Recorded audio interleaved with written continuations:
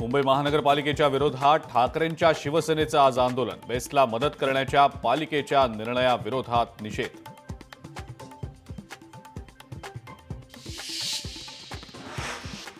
केंद्र सरकारची गावांसाठी एक मोठी घोषणा। गावातल्या प्राथमिक सहकारी संस्थांमधून तब्बल 32 सुविधा मिळणार।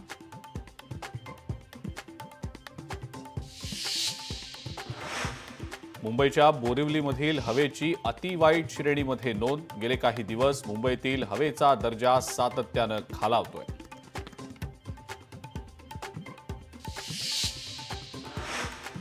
वणवे लागण्याच्या प्रकरणांमध्ये महाराष्ट्र 5व्या स्थानावर। सर्वाधिक 7042 वणवे गडचिरोली जिल्ह्यात।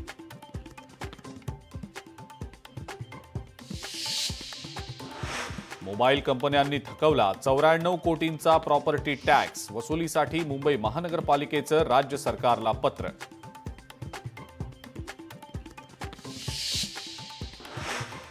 ठाकरेंच्या शिवसेनेनं महानगरपालिकांसाठी कंबर कसली। उद्धव ठाकरे वॉर्ड निहाय आढावा घेणार।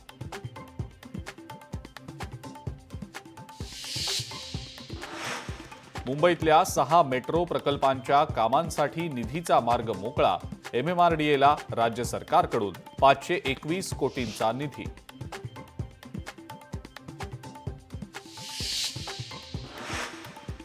नव्या गुंतवणूकदारांमध्ये 25% हिस्सा महिलांचा। 2021 पासून दरवर्षी 30 दशलक्ष नवी डीमॅट खाती उघडली।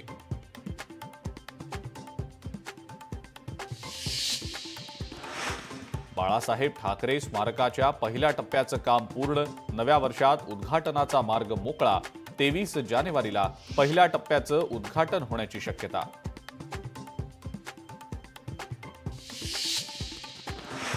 आमदार चित्रा वाघ आज कल्याण पोलीस ठाण्याला भेट देणार। कल्याणमधल्या अत्याचार प्रकरणात पोलिसांसोबत साधणार संवाद।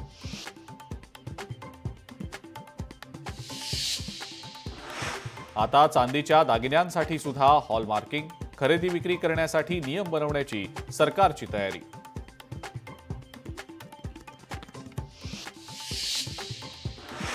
राज्यातल्या प्राथमिक शिक्षणाचा पायाच कच्चा। मराठवाड्यातल्या 29% विद्यार्थ्यांना मराठी वाचताच येत नाही।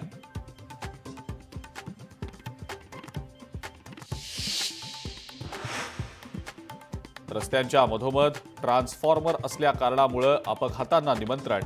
प्रशासनाच्या दुर्लक्षामुळे बीडमध्ये सामाजिक कार्यकर्त्यांकडून बोंबाबोंब आंदोलन। लोकशाही मराठी ऐका, पहा, जागरूक रहा।